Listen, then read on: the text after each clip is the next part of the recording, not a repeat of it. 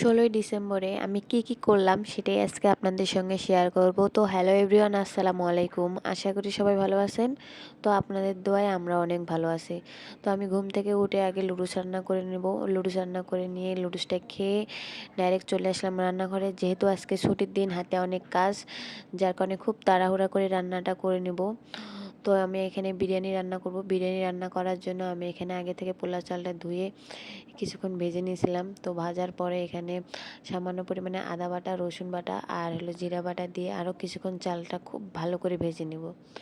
তো যেহেতু বিরিয়ানি রান্না করব, চালটা অনেক ভালো করে ভাজতে হবে।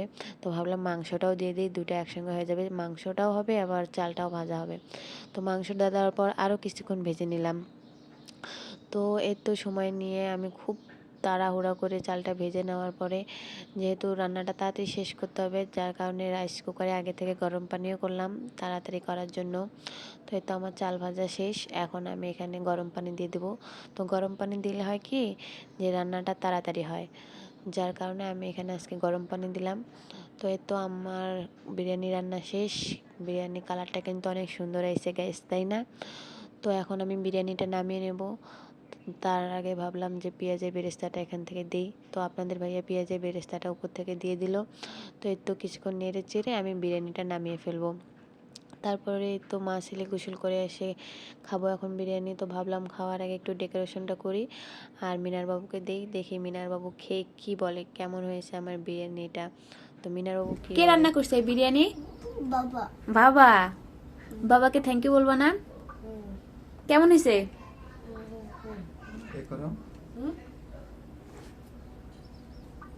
দেখি তোমার বিরিয়ানিটা অনেক সুন্দর দেখা যাচ্ছে তো, তাই না? কি সুন্দর! ও মাই গড, মাশাআল্লাহ মাশাআল্লাহ। আব্বা কেমন হয়েছে খাইতে? হ্যাঁ, আল্লাহ হাফেজ দা সবাইকে।